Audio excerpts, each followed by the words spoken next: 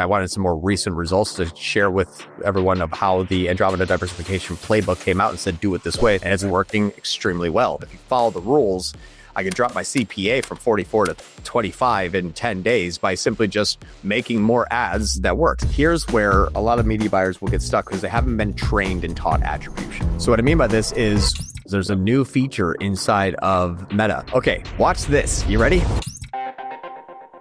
Hello and welcome to the Perpetual Traffic Podcast. This is your host, Ralph Burns, founder and CEO of Tier 11, not alongside my amazing co-host, Lauren E. Petrillo, but alongside our most popular guest on Perpetual Traffic. There is no question about it. This guy's downloads for his individual shows and for his videos are absolutely astounding because he brings it every single week. And this episode is one of the best ones I think we've ever done on our Friday lives. We call it the Ad Lab, cooking up chaos in the conversion kitchen every Friday, 2:30 on YouTube, on our Facebook. You can see it all on all of our socials on Tier 11. But if you can't catch those, you can obviously get them here, or you can get them on our YouTube channel over at tier11.com/YouTube. But today's episode is all about Triple Whale. I get more questions about Triple Whale. Now, everyone knows that we use Wicked Reports as our attribution third-party software of choice because we get 99.4% accuracy on click-based data. Highly accurate, way better than anything that's out there right now. We do love the guys over at Northbeam. If you're a very high-level, like enterprise-type client, that's not typically the types of clients that we serve because we're in that middle to upper range, a lot of e-commerce, service-based businesses, digital products businesses, all of those. Triple Whale is probably the worst platform we've ever seen because they miss so much data, and it's because it gets blocked. And we go into why this is all the time. And John actually has a case study here today where he shows that nearly a quarter of the revenue, 25%, maybe even 30% of the revenue for this particular business doesn't even appear inside Triple Whale because of the way that they track. And the way that they track is basically they get blocked by all the ad blockers. They get blocked by all the ATT prompts, all the stuff that the Tier 11 data suite ends around using edge tags and using our data warehouse and ultimately piping that clean data through CAPI imports, which John talks about here today, back into the ad platforms and into our interface inside Wicked Reports so we can actually view everything right.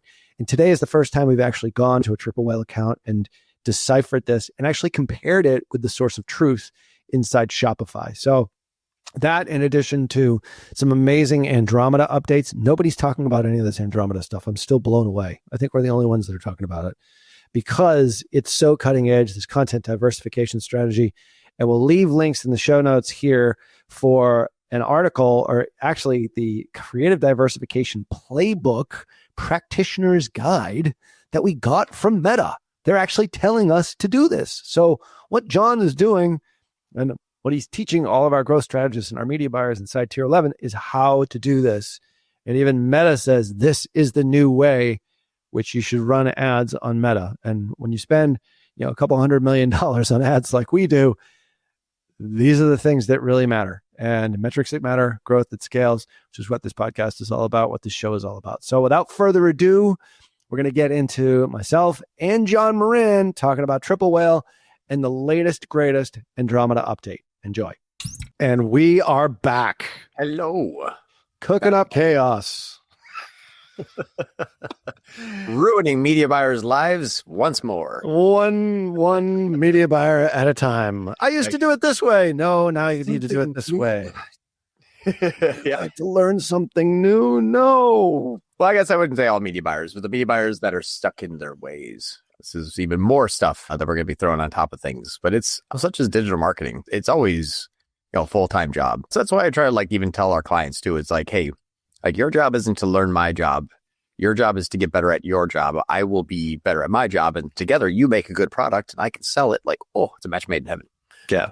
Yeah. It's like Ryan Dice always used to say, I don't want my dentist to figure out digital marketing. I want them to my cavity. Oh my God, it's so true. We have our one-on-ones, our every other week one-on-one right before this session here. So we get to talk about what's going on.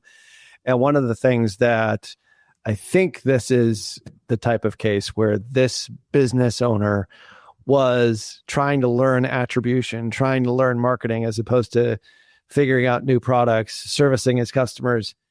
And then all of a sudden you come in and turn everything upside down and say, hey, if you look over here, it's actually doing better than you think because you're trying to learn and you're going through a faulty attribution model. And he was using our old friends over at Triple Whale. Yep. Yeah. As opposed to looking inside the platform itself. Yeah. So, or like instead of the platform, like Shopify. Right. Exactly. Like Shopify, yep. Like where the money is, like that's the source of truth. Yeah. Right. You use lifetimely with them. Yeah. Your bank account will always win. Your back end will always win. Like that's actually where you're making your money. That's where people are buying your stuff. Yeah. They're not buying it through your attribution platform that doesn't track anywhere from 20 to 40%. Is what we've seen. Yep. GA4 included. We've got it over on our website. If you look up Tier 11 Data Suite, there is a graphic in there that shows the difference between Data Suite capturing data and what you would typically see inside GA4. Not only is GA4 missing 40% of the conversions because of this unknowns and directs, they're missing another 50% of conversions because they're not even capturing any of that. So if you're not looking at the source of truth, you're not really looking at the right metrics in order to grow that business. And I know this is a theme that we've said many times here, metrics that matter, growth that scales, but show for the people at home exactly what we're talking about here and a real life example of how you got this dentist to start doing more dentistry, so to speak. It's pretty much almost exactly right, except for different type of doctor. But yes, different type of doctor. This evolved as a client that came to me for help on Google. And while we're modifying the account for Google, most of the time the situation occurs is when a client or customer or whomever says, hey, I need to grow and I'm going to use Google to grow and treat Meta and App11/Axon, which is App11 is now Axon. I'm going to use the channels against each other.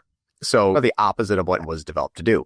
And so when we looked at everything and I said, hey, we'll grow Google and we'll scale Meta, but we don't want to necessarily have a lot of attribution that interrupts what we know to be true based on what we as digital marketers expect to happen. So what this means is that he was looking necessarily at his Triple Whale account for the health of his business. And I understand why, because it has all sources, even if Postscript made a sale, etc. And it has a lot of information here and it tracks all the spend, tracks all the revenue and new customers and returning customers and all the other good stuff. The problem, though, is the way that Triple Whale tags is actually the same methodology that GA4 and GTM will have an issue with. And for those that don't know, and this might be shocking to some, probably shocking to all, in GA4, when a user does not grant consent in Google Analytics 4, which means they do not accept all cookies that is on the little consent mode pop-up, they are not counted as a user for a session-based metrics the same as consented users. They use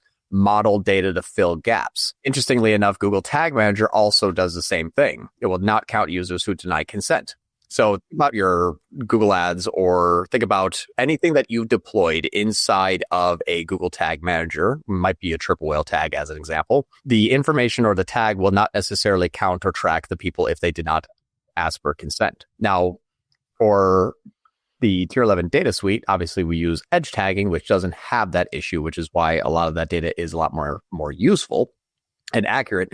But also if you skip attribution and just say I spent money on campaign A and what happened to my total top line sales and then CAC and MER, was that a good effect overall to my business? So just skipping attribution.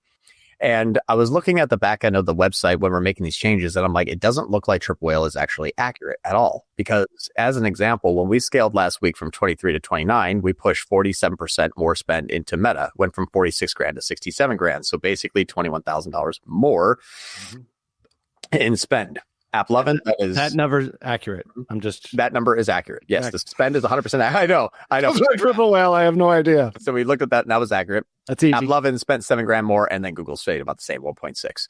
Got it. Now, when you start to look at all of the metrics, when you see a whale tail here, that's attributed. When you see a non-whale tail, that's not attributed. Basically just means all the data in. And so we're looking through the metrics and it's like ROAS is down 10%, 9% if you don't count attribution. all purchases are only up 13. All attributed purchases are up 13, non-attributed up 19.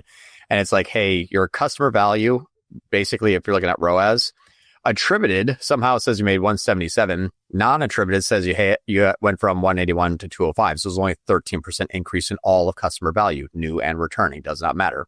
Yep. So he's looking at this and saying, this is poor performance where you have 24% more spend and only 13% more revenue. Right. Now, see that 205 number? I said it doesn't seem accurate. Why don't you install Lifetimely? Lifetimely is like a very good tool. It will just tell you the results of all of your marketing and your health of your business. Yeah. So when we install pulled directly from Shopify. Exactly. Pulled from your actual customer data. So we saw a 24% increase in spend.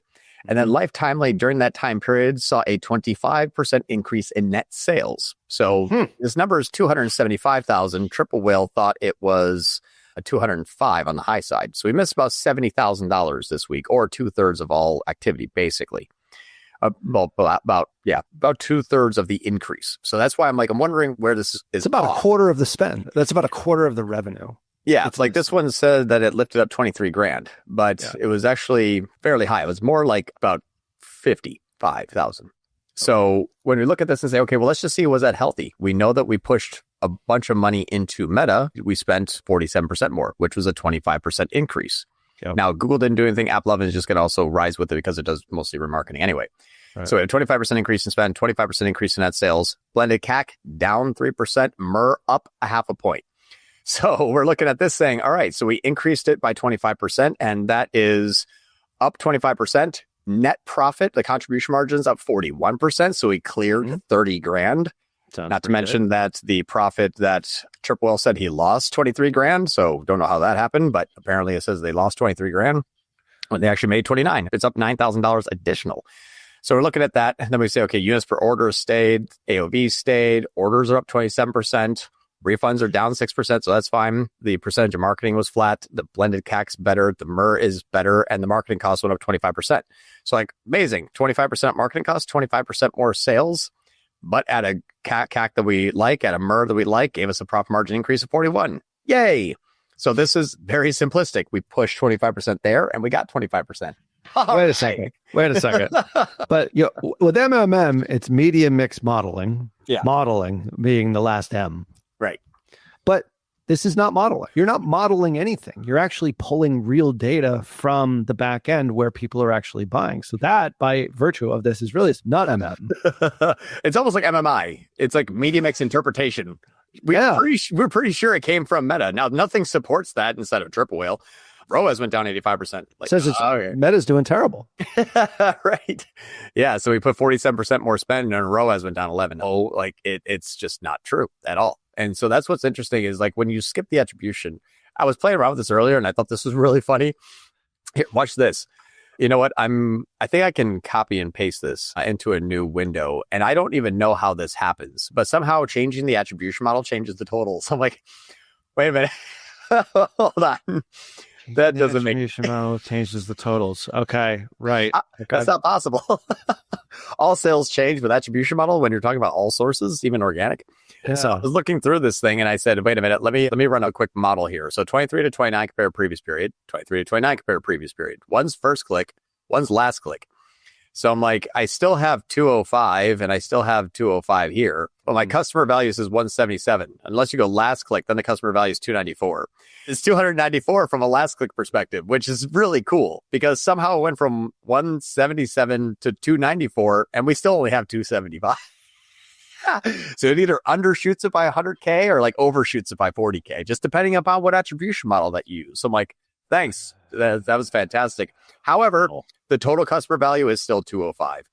So for those out there that love to stick with an attribution model and not change it, if you're looking at last click, you made 90 grand more than your totals, which is really interesting. Or you made basically 25 grand less than your totals. Pick your poison. Either one of them is really freaking far off.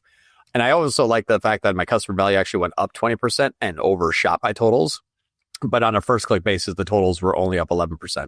So you get different percentile increases and then also undershot or way overshot. So Well, we basically just removed everything and said, let's just use your bank account. Remember how we've been teaching this for years of NCAC and MER and attribution margin, same stuff. It was very interesting to see how when the tag misfires and they model it incorrectly and you make very expensive decisions off of this, how wrong it really can be. And this is not an isolated case with triple well, is it?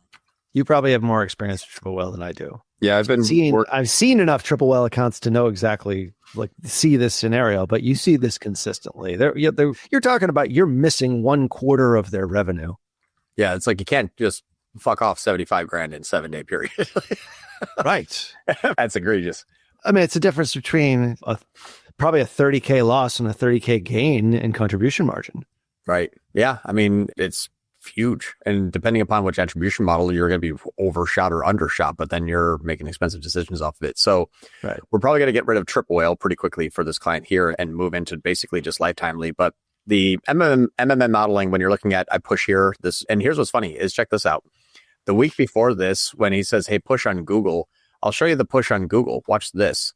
If we look at the lifetimely here, and we're running performance max with non-first click attributed, which was going to happen with Google when you spike up Google. Well, if you're using non-first click, non-CAPI imports, when this one went up 40%, we had a flat basically spend, the lifetimely where you have a flat return. So this one pushed up about 8 grand, but the reduction of that 2 grand here was not made up by the increase in this money here. So Meta pulled back basically 10 grand and we added 9. Okay. What was supposed to happen at the time is that I'm going to increase Google, you increase Meta. And I increased Google, they didn't increase Meta. I'm like, okay, so our spend is the same and our revenue is the same. CAC is the same, MER is the same. So it looks like Google and Meta are doing well. It's just when you push one without the other, you don't really see much result.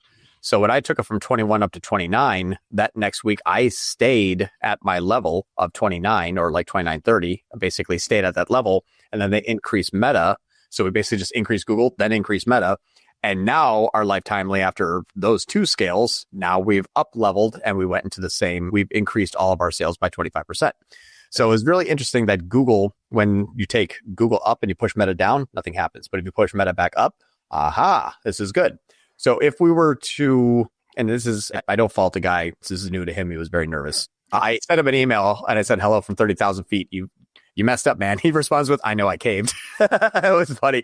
We have a good relationship. He's like, it looked good. I caved. I was like, okay, I need you to do this now. So now that I've won him over in the modeling kind of thought process, which is NCAC, MER, net sales contribution margin, compare that to your spend. Don't look at attribution, especially from a third-party platform that's missing 1/3 of the data. Now this has actually become really easy. Now life is easy. All we had to do is just stop confusing ourselves and stop paying for the confusion.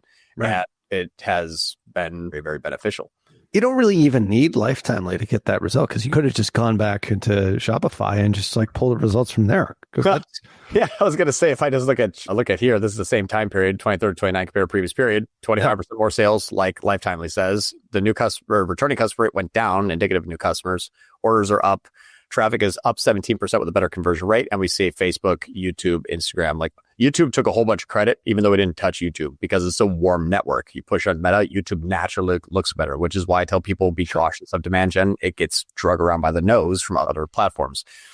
But basically everything is up except for Google search. We already scaled up the week before. So that's what's nice is we can see through here. This is why I'm looking at, he scaled. I look at this first. I'm like, this looks good. It happened to triple whale. And it's like, everything's terrible. I'm like, well, the spend I know is accurate. The revenue I know is accurate. The only thing that's saying things are bad is triple whale. I'm like, let's not look there. Let's get lifetimely, get it installed, go retroactive, see what actually happened. And we may find out that third-party attribution that is poor is not necessarily even worth our time. Why would anyone ever use triple whale? I don't know. Hype is believed a lot. I do believe that when you're running heavy amounts of Meta, your third-party attribution, if it's going to take a third-party approach and not have an actual baseline, like ignore what Meta says happened, ignore the bank account, ignore like lifetimely, ignore actual new customers, and only track 2/3 of things, you're tracking 2/3 of a network that has 95% of its activity not even click-based. Attribution at that point is like a dartboard. I could have sold 10 people or 1, just depending on if I think the people that saw the ad converted anyway. So it's like trusting view engage conversions. It's like, it's directionally accurate, but we don't want too much of that. Triple just underreports that. Yeah. You want the click. You want the actual click being captured. Yeah. And or you take it like directionally, but you let your bank account dictate. Right. I want to move on to something else before we get to Q&A here in 10 minutes. Well, that was great, by the way, because we've never really talked about Triple Whale all that much, and it shows just all the holes that are in it. Yeah. Of course, if you need our help, you can get our help over at tier11.com/apply. Definitely check out our data suite that's on Tier 11 as well. Helps pay the bills here. So anyway, all right, on to the next case study. Mitch is here. He says, I'm here. You can start. Also, thank God Mitch is here. Triple Whale sucks. I love Mitch even more. I optimize for view only and brand terms only on Google. It says Mitch. He goes, just kidding. I'm like, I do too. I'm like, look at all the $1 million that you made off. Yeah, if there's a view, that means it's coming from that platform. Of course. Right. I wanted to touch upon the creative diversification. We've been following the model that we've been using, and this is actually the model here. You've seen this before. And, this is an actual meta deck. We're showing like meta stuff. Yeah. This isn't a hack, John. This is a practitioner guide. Like Andromeda came out in December of 2024 for those still not in the know or living under a digital marketing rock. But this is what they're producing. So here's an example, and I won't go through this again because we've already gone through this. But we've been following the 5 insight driven. We have to hammer this into people's heads. Yeah, really do. But people that are watching on this channel, but people that are actually working at Tier 11 too. So anyway, go ahead. Keep hammering. Hammer away. 5 insights driven net new concepts per month. Basically means like, what's your hook, pain point, offer? Like, what is your marketing plan for this product or service? Create at least 2, 3, 4, 5 would be great. And then whatever starts to win when the traffic and audiences start to resonate with it, leads and sales and clicks and yada, make better versions of the winners. And so we said, okay, let's practice what we preach, because you all have seen me say this before, but now we're actually going to show you the actuality. So back on September 20th, we said, hey, let's scale up. So we added $3,500, went from $9,600 to $13,000 in. So we're clear. You are basically doing what Meta recommends you to do. Yeah. Okay. Yeah, crazy enough. The Andromeda model makes so much sense when you look at the literature. Absolutely. It's basically, it says, here's all the people inside of Meta. Here's your ads. We're going to find out what ads work to the right audiences, and we'll deliver your ads correctly to the users. We're like, okay, I understand that. And it says, do it this way. So we said, okay. In those beautiful NVIDIA chips. Right. Out of the 6,000 digital marketing agencies, there's like 2 that are running Andromeda, and it's us and my other agency I'm a part of, like, that I have personally. So, hey, it might as well be the first one to listen to Google and find out, or listen to Meta and find out what happens. I forget the last time we were together, but I was at a Meta conference in New York, and I talked to everybody, like every agency I talked to, like, they're not doing any of this stuff. No, I talked to a dozen people, like, including my rep, who's brand new. Like, he came from TikTok. He's a nice guy, but he's still learning it. It's like, what do you think about the Andromeda update? He's like, what? It's insane. Yeah. Like, so, I know we're so far in the weeds and deep into this, but I don't know how you call yourself a professional and not do that. It's like, me beyond me. It's like, hey, I need you to write a book. I'm like, okay, hold on. Like, dink. It's like, they invented pens, right? Hammer and chisel. My way of doing it. Yep. All right, keep going. So we increased the ad spend 36%. We saw some really hitting point diminishing return. Cost per result went up 61%, and our results went down 15%. We said, okay, what do we do? Well, we have to iterate our creative. And so this is on September 20th to 23rd or 22nd. When we pushed, we said, okay, this isn't working. And just so I'm clear, this is not an e-commerce client, correct? It's a long sales cycle. They're college courses. So you could do it lead gen, you could do lead flow, you could do e-commerce, everything. So we're basically optimizing for per click through checkout, because this account has been tracking the wrong metric for over 2 years and over $1 million in ad spend.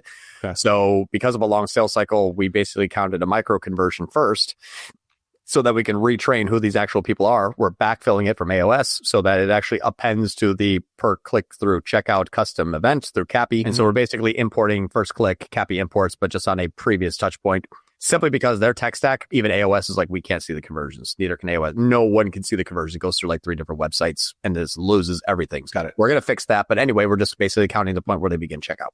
Plus edge tag on this as well. Edge tag first click checkouts rather than edge tag first click purchases. Exactly right. Correct. Got it. Yep. And so we saw a softening in this performance, and we basically just said, well, let's follow the model we iterate our 5 new pieces of creative. And so that was on the 20th to the 22nd. And so after we uploaded our new creative on the 22nd, then we look at the 23rd, 24th, 25th, and we see what happens. So we kept our spend, or not kept our spend. That was the next thing we did. We increased our spend again. We said, okay, let's try to make a push now that we have new creative. Yeah. And that's where we saw all. This is very cool. These are 3-day increments. 3-day increments. 3-day increments. Got it. Yep. Keep going. Yep. So now on the 23rd, 24th, 25th, our CPA is down $10. So we went from 45 down to 34. And remember, we were at 30 and shot up to 45. And now we're at 45 down to 34. And then we increased our conversions by 62% with 25% or 23% in ad spend. We said, okay, let's just follow this along. So the next week, fast forward to October 1st, we said, okay, let's do some more creative iterations. We updated all of our creative on the 30th. I don't have the next 3 days since we only have the first 2 days after it. Okay. We've been looking at 3-day increments, 23, 24, 25, 3-day increments, 20, 21, 22. I only have the first, second. I'll have the third. But once I have the third, then that spend will normalize. But it looks like we're down 16%. We're good today. We're back up to normal ranges. I just don't have all the imports just yet. But long story short, in the 2 days, our CPA is now down to 25, better than it was the week and a half ago before we started our creative iteration process.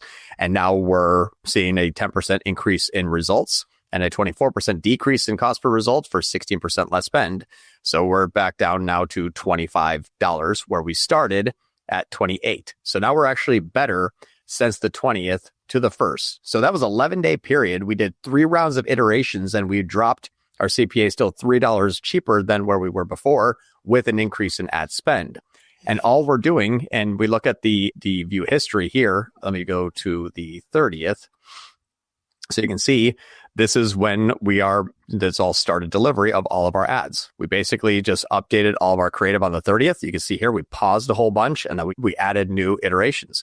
Cool about this is you can see like from the 30th to the 2nd compared to previous period, when we said, all right, let's start adding in new ads, these are all starting to be reduced. Some are still working. Some are heavy reduced. And you can see all of this negative here, negative 63, negative 69, negative 70, negative 6. You can almost see it pausing these things for you. My spend is 0.07% difference, but these are all down 60 percentile. And then this one ad all of a sudden just sucked up 8 Gs immediately in the first 2 days. Spend's the same. And then look at this thing. It is giving us 221 conversions at a 37, which is still $10 higher, but it has brought down the overall $16. So people are like, well, what happens if an ad sucks up the ad spend? It's like, shh, that's old. That's ABO and CBO. That's you in control. You're no longer in control anymore. Meta's in control. So if Meta says, I'm going to do it, it works, and you'll see a better result, the media buyer, for some reason, thinks that to hop in and like pause this one. It's like, do not touch it. That would be the first reaction. Exactly. It's like, wait a second. If I'm looking at an app, I mean, the CPA. Well, I guess we're talking about NCAC here, obviously, but CPA it's not 37. It's the total for that. I thought it was like 47 for your top what for your top UGC ad. Oh, 37. Yeah. Oh, it is 37. Okay. Yeah. But also, why should I not turn that off? What's the rationale for that? Yeah. So this one, you're thinking about. What has a high amount of ad spend? When you have $8,000 out of $14,000, what do we think this ad is doing to the cold traffic? Imagine we put an ad in there and it's going to go out to the cold traffic and it's starting the users on their journey. It has the highest amount of ad spend and has a high amount of engagement, but without having the frequency be crazy high. So you have a high amount of engagement.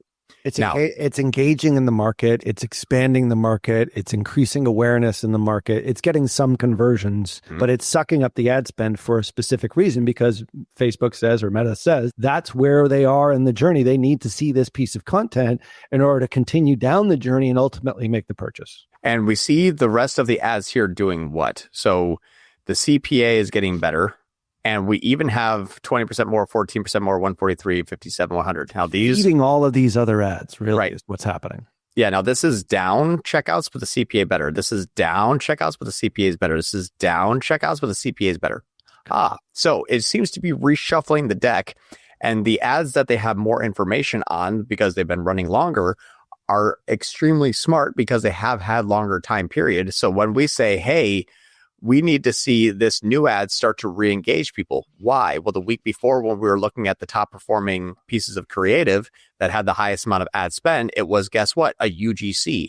So what do you think we did? We went and created another UGC. More UGC. Because that's what works. And that's what's resonating with this market. And one of the 10 ad types, exactly. You just never really know which one is working. Is there a founder story in here too, or no? Yeah, we have a founder story in here as well. But here's what's awesome is here's where a lot of media buyers will get stuck because they haven't been trained and taught attribution. And this is where if you learn attribution, everything else becomes so much easier. So don't skip the hard part because you're making the easy part hard. So what I mean by this is when we are importing first click CAPI imports, remember what's Meta's attribution model? Last click. Bingo. So you're saying, John, I need this thing to spend a lot. I need to give the first click. They need to see nothing else and they have to click this and then I won't pause it. You're asking for the impossibility. Everybody is going to see my ad and click the very first time and then buy, John. All right. That's how humans work. Things. That always happens never. Yeah. Time lag, sales cycle is all phooey. It's Fugazi. So that's what's interesting is if you have an ad that's resonating with the marketplace and you say, no, they have to click that and only that and not see anything else, show up everything else. That's what I used to do. Right. Yes. That's why you're not teaching these. This is why we are. This is the examples that we're going through. So it is very interesting to see how the Meta Andromeda engine is working. But if you follow the rules, I could drop my CPA from 44 to 25 in 10 days by simply just making more ads that work. Now, let me jump back into Microsoft Paint here and become a graphic designer again for a moment.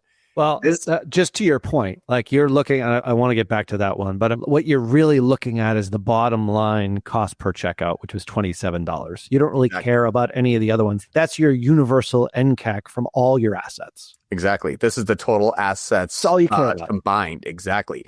And here's why. So if you develop an ad here, it says, great, I'm going to take the ad and I'm going to show the traffic. John shows his art skills. It's very good. I spent 6 months at art school in the parking lot picking up my wife when she went to art school. So in there somewhere.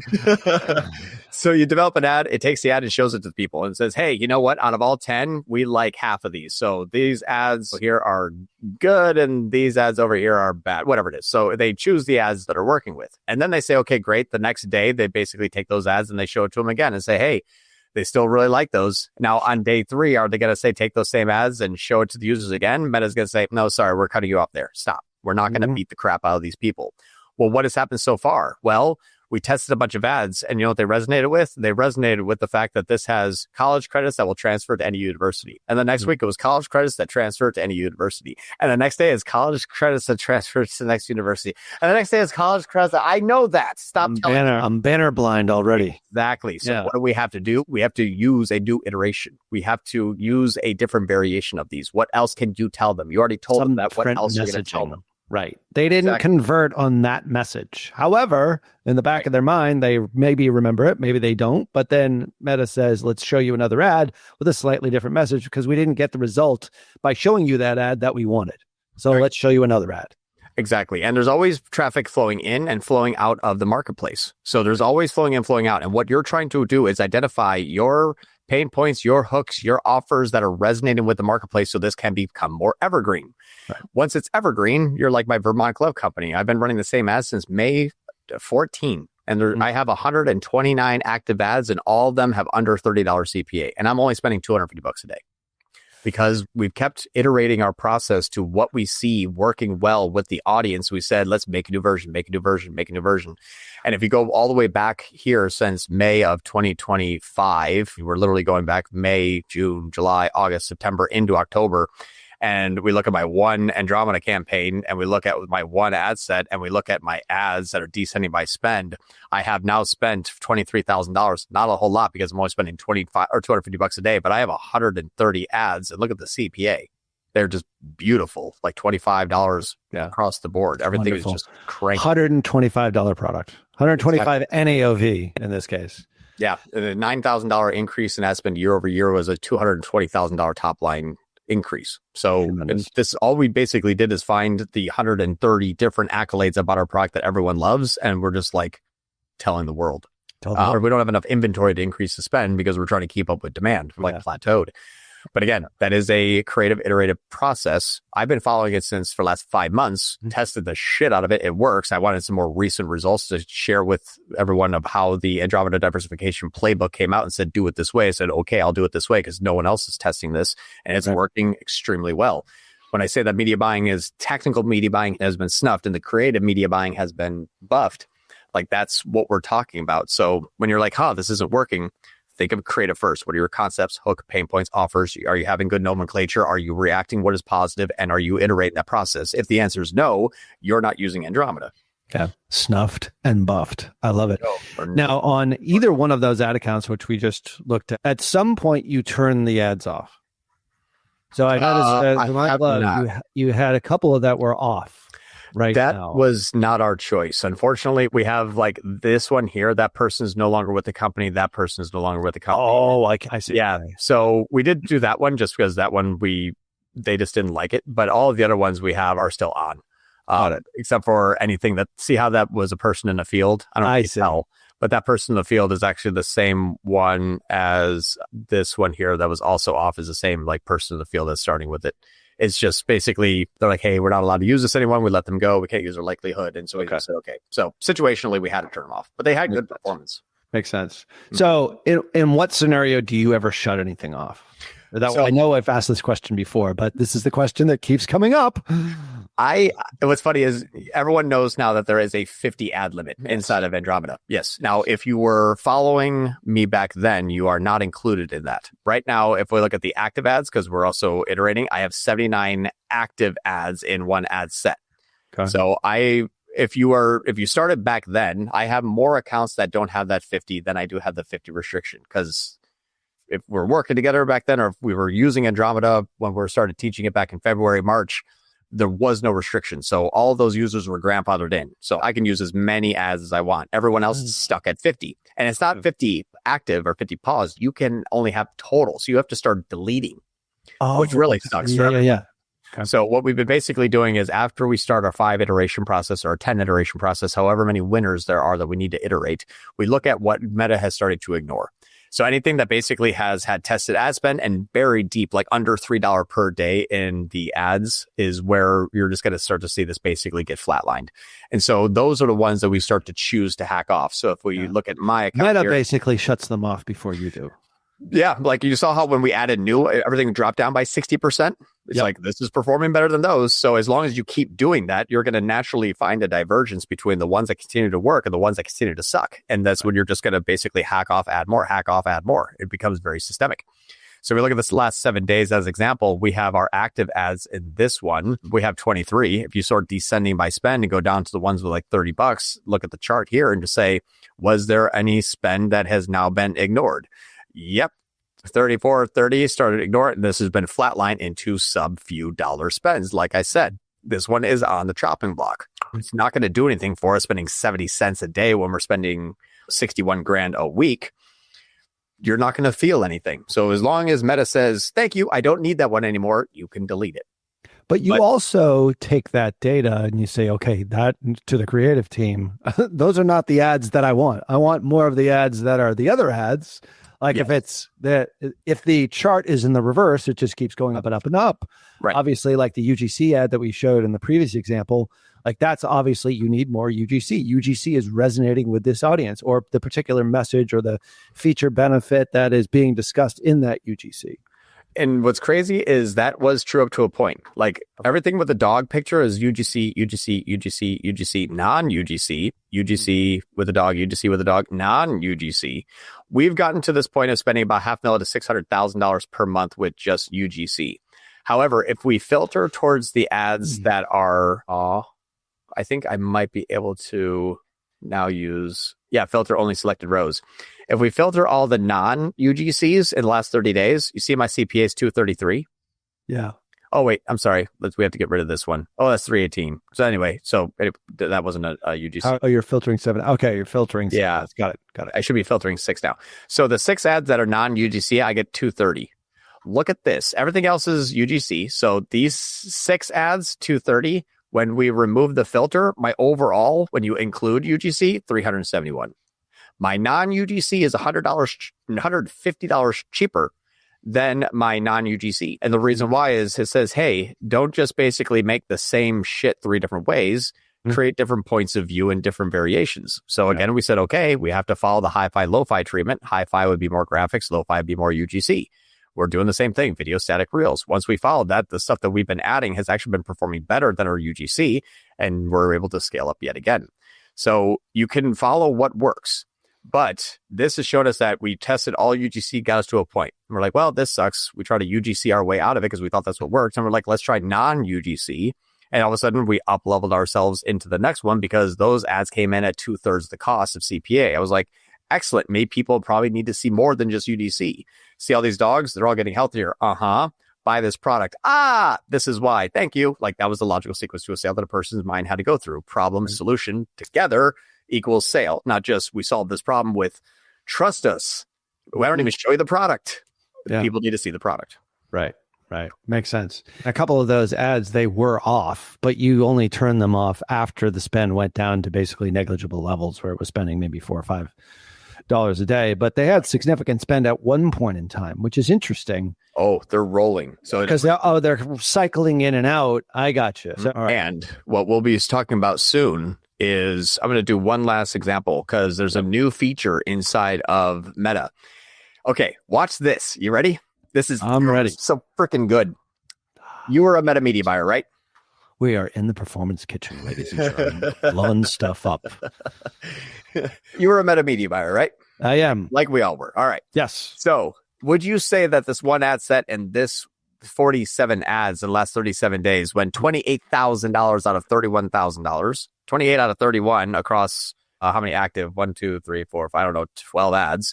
Okay, let's just do this. Let's look at the active delivery. So 11 ads right now. Only 1 of 11 is working, and it's getting all of but $3,000 out of the total 31,000. This is what normally people would be like, got to shut that one off, right? This is what we all believe. Back in the day. Exactly. Back in the day, that's what the SOP was. If you went back to your handbook when you were hired at like Tenuity or whatever it is, you'd be like, shut up. Minimize, maximize, optimize. That's what we used to. We used to have a spreadsheet of like any ad that looked like that, minimize. Exactly. You're like, you pause it. You're like, I have to get everything else to start. Yeah. Watch this. Look at Meta's new beta. Go into ad set, go into charts. There's a creative fatigue meter.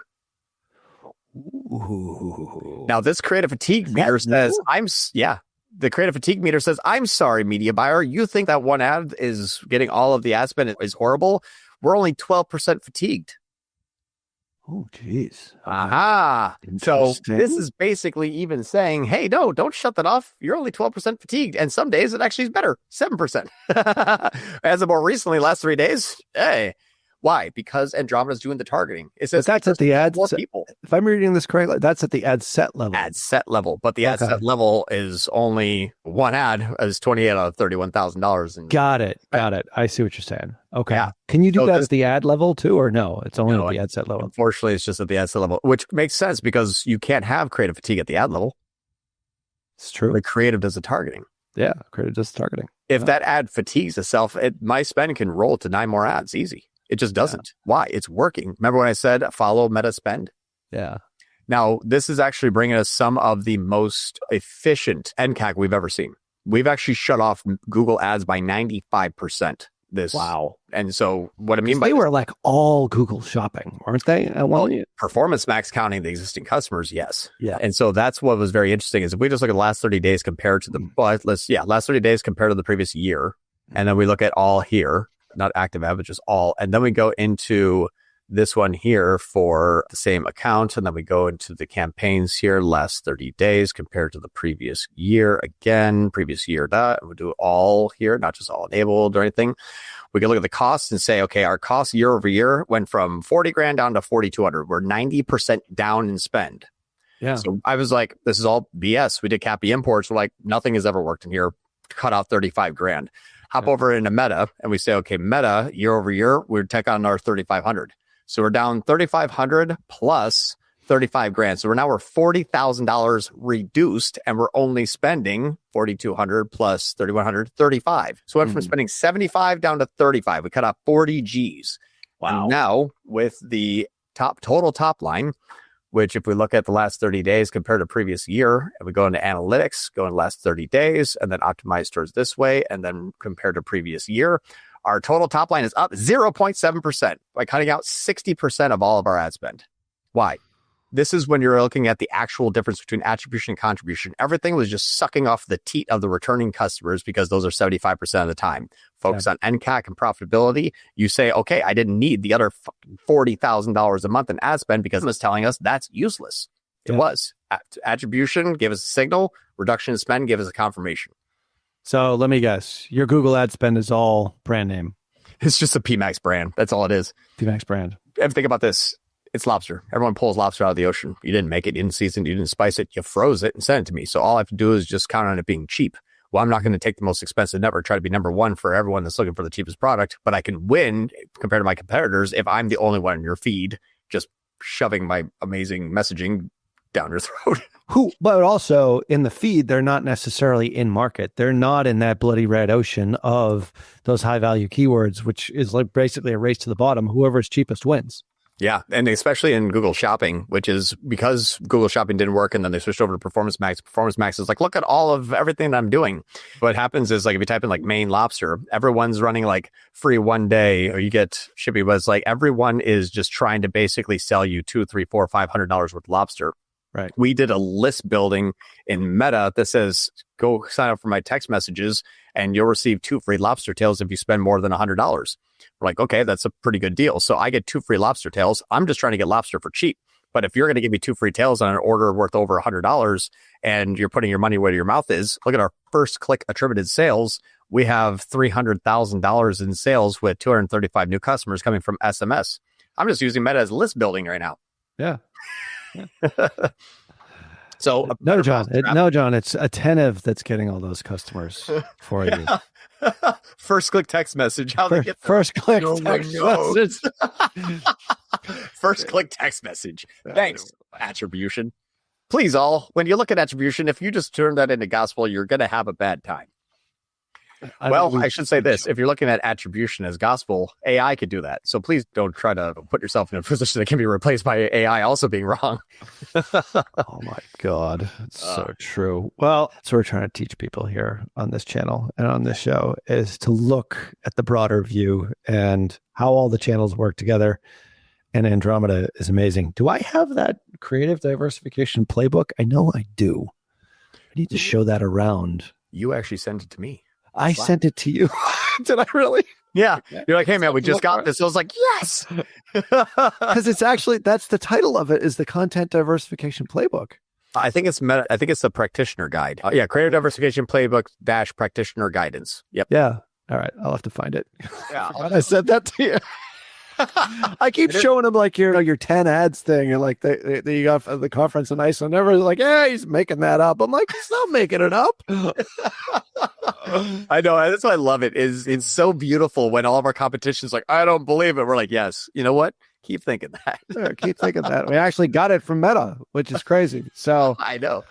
All right. Hope you enjoyed this week's show. We're going to continue to do this, take the best episodes from our ad labs, bring those over to Perpetual Traffic, put them on our YouTube channel so you can actually see what's going on. This stuff isn't theory. We're actually doing it. We're spending our own money. John, when he first started doing this, just as a brief background, when Andromeda first started taking place the end of 2024, he has a bunch of his own private businesses. He tested it out with his own money to start before we started utilizing it, before we started deploying it inside tier 11. And that's why this whole thing works so well. We're not testing new strategies, on client accounts. We're testing it on our own businesses, some of which are John and my businesses actually together. So that's how we do things here. And that's why we can bring you this type of content every single week with real case studies, real usage. We're not just talking theory. We're actually doing this shit and getting amazing results. So if you enjoy this show, make sure that you leave a comment, leave a rating, a review. We'd love to have your feedback and help us get out to a wider audience to teach people how to do this stuff the right way. The right way, not the way that we used to do it back in 2015 and 2016, 2017, 2018, like how we do it today in 2025 and going into 2026. And when you leave us a rating and review, we can pass that learning along to more marketers out there and help them grow and scale their business and using metrics that matter, and growth that scales. So on behalf of my amazing co-host, Lauren E. Petrillo, who couldn't make it on this show, but on behalf of John Moran, who was on this show, until next show, see ya.